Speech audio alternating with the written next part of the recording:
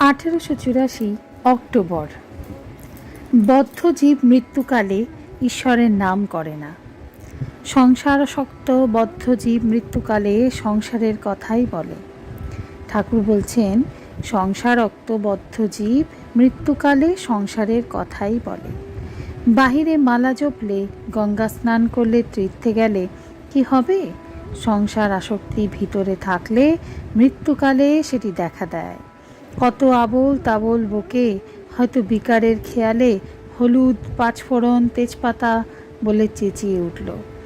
সুখ পাখি সহজবেলা রাধাকৃষ্ণ বলে, বিল্লি ধরলে নিজের বুলি বেরোয়, ক্যাঁ ক্যাঁ করে। গীতায় আছে, মৃত্যুকালে যা মনে করবে পরলোকে তাই হবে। ভরত রাজা হরিণ হরিণ করে দেহত্যাগ করেছিল, তাই হরিণ জন্ম হলো। ঈশ্বর চিন্তা করে দেহত্যাগ করলে ঈশ্বর লাভ হয়, আর এই সংসারে আসতে হয় না। ব্রাহ্মভক্ত মহাশয়, অন্য সময় ঈশ্বর চিন্তা করছে, কিন্তু মৃত্যু সময় করে নাই বলে কি আবার এই সুখ দুঃখময় সংসারে আসতে হবে? কেন? আগে তো ঈশ্বর চিন্তা করেছিল। শ্রীরামকৃষ্ণ, জীব ঈশ্বর চিন্তা করে, কিন্তু ঈশ্বরে বিশ্বাস নাই, আবার ভুলে যায়, সংসারে আসক্ত হয়। যেমন ওই হাতিকে স্নান করিয়ে দিলে আবার ধুলা কাদা মাখে, মনোমত্ত করি। তবে হাতিকে নাইয়েই যদি আস্থা বলে সাধ করিয়ে দিতে পারো, তাহলে আর ধুলো কাদা মাখতে পারে না। যদি জীব মৃত্যুকালে ঈশ্বর চিন্তা করে, তাহলে শুদ্ধ মন হয়। সে মন কামিনী কাঞ্চনে আবার আসক্ত হবার অবসর পায় না। ঈশ্বরে বিশ্বাস নাই, তাই এত কর্মভোগ। লোকে বলে যে, গঙ্গা স্নানের সময় তোমার পাপগুলো তোমায় ছেড়ে গঙ্গার তীরে গাছের উপর বসে থাকে। যাই তুমি গঙ্গা স্নান করে তীরে উঠেছ, অমনি পাপগুলো তোমার ঘাড়ে আবার চেপে বসে।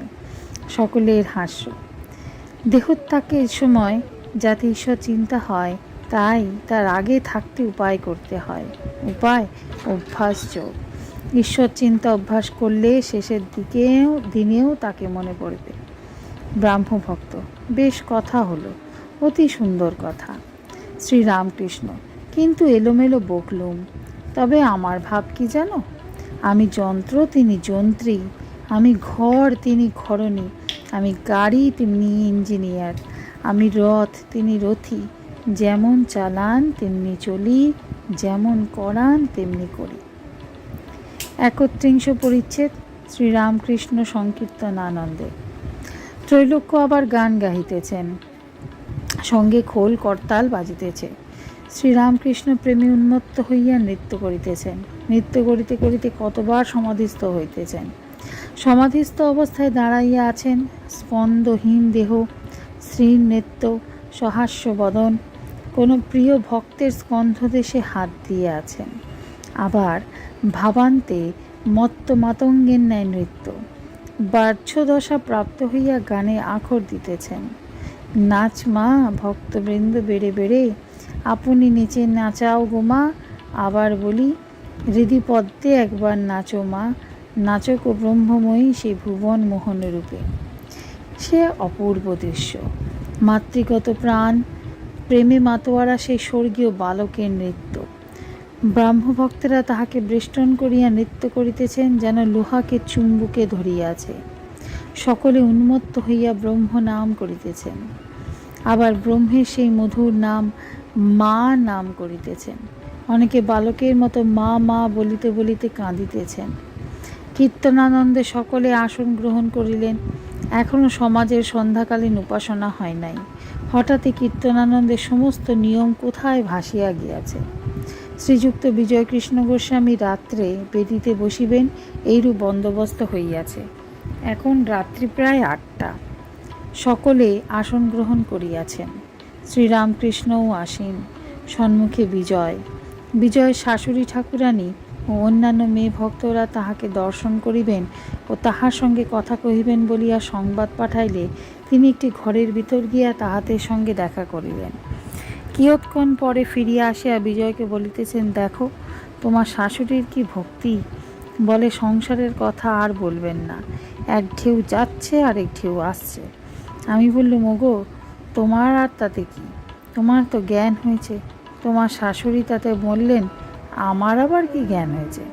এখনো বিদ্যা মায়া অবিদ্যা মায়ার পার হই নাই। শুধু অবিদ্যার পার হলে তো হবে না, বিদ্যার পার হতে হবে, তবে তো জ্ঞান হবে। আপনিই তো কথা বলেন। এ কথা হইতেছে এমন সময় শ্রীযুক্ত বেণীপাল আসিয়া উপস্থিত হইলেন। বেণীপাল বিজয়ের প্রতি। মহাশয়, তবে গাত্রোত্থান করুন, অনেক দেরি হয়ে গেছে, উপাসনা আরম্ভ করুন। বিজয়, মহাশয়, আর উপাসনা কি দরকার? আপনাদের এখানে আগে পায়েসের ব্যবস্থা, তারপর কড়ার ডাল ও অন্যান্য ব্যবস্থা। শ্রীরামকৃষ্ণ হাসিয়া, যে যেমন ভক্ত সে সেইরূপ আয়োজন করে। সত্যগুণী ভক্ত পায়েস দেয়, রজগুণী ভক্ত 50 ব্যঞ্জন দিয়ে ভোগ দেয়, তমগুণী ভক্ত ছাগ ও অন্যান্য বলি দেয়।